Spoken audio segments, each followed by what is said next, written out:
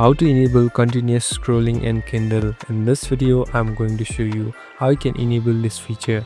First of all, open the application. Now here you can select the book that you're reading. So here I'm selecting one book. Now simply double tap on this interface. So here there are different tools available now. Here on the right top you can see this AA icon. Simply tap on this AA icon.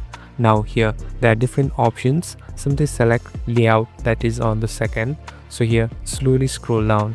Here you'll be able to see the option called continuous scrolling, read by scrolling vertically. So make sure you tap it on. Now what it does, so if you go back, the book is completely in a single form. Here if you scroll down, this will automatically take you to the next pages. So it is for the one who loves scrolling and reading thoroughly. Thank you for watching this video. I hope this video will help you.